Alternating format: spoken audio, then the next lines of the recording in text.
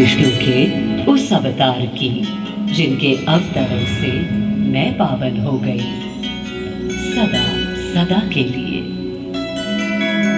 माँ कौशल्या की गोद में जन्म लिया मर्यादा पुरुषोत्तम श्री राम ने अधर्म के नाश के लिए, धर्म की विजय के लिए।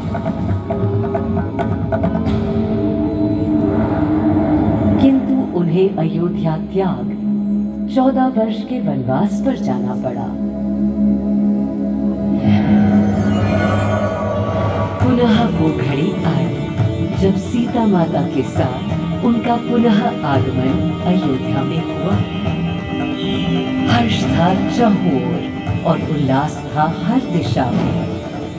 वो घड़ी बस आने को थी जिसकी प्रतीक्षा में मैं विद्वर थी, जाने कब से। प्रभु राम का राज्याभिषेक बस होने को था, हर कहीं उत्सव था। पर इस उल्लास पर दुविधा की कालिमा छा रही थी। श्री राम प्रसन्न नहीं थे। राज्याभिषेक का कोई उत्साह उनके चेहरे पर नहीं था। उन्हें राज्य का लोभ नहीं था, सिर्फ अपनी प्रजा की चिंता थी।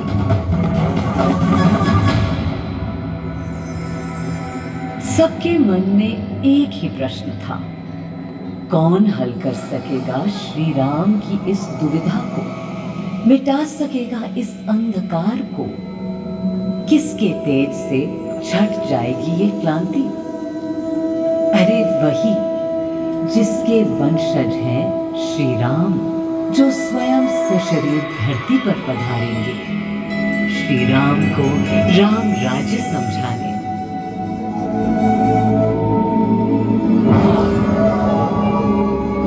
ये गाथा उस शक्ति पुंज की है जो पृथ्वी पर जीवन और सृष्टि का केंद्र था, है और रहेगा।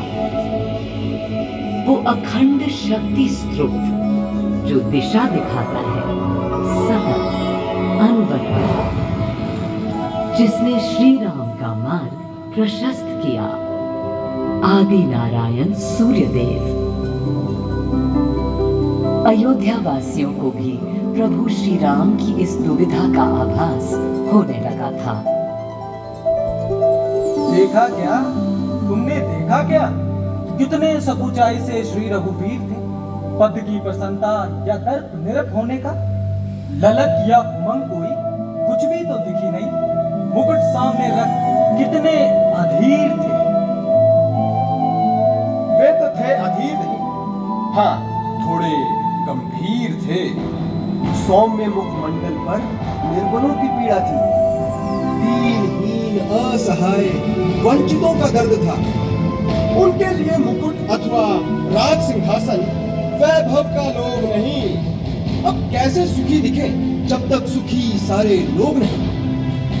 तब दिशा निर्देशन के लिए श्री राम ने स्वयं सूर्यदेव का स्मरण किया। श्री राम सूर्यदेव का आह्वान करने लगे। क्लांत मन से उन्होंने अपने पितामह को याद किया। मन असमंजस में था उनका। कर्तव्य की सही दिशा उन्हें सूझ नहीं रही थी। क्या उचित है प्रजा के लिए, उनके लिए, वंश के लिए, धर्म के लिए, शांति के लिए? इसी परामर्श के लिए अंतर्मन से उन्होंने सूर्यदेव को पुकारा।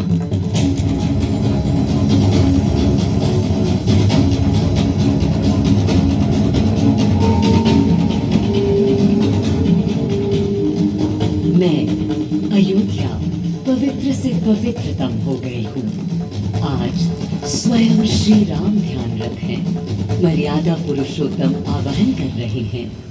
उन सकारात्मक शक्तियों का संचार कर रहे हैं जो उन्हें, मुझे और मेरे यानी अयोध्या के हर निवासी को अनंत काल तक सही दिशा दिखाएंगी। संभव है स्वयं सूर्यदेव सशरीर पधारे अयोध्या की धरा पर।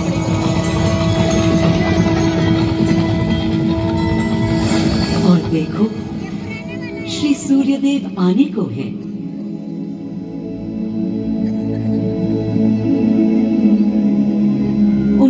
पहली किरण के स्पर्श से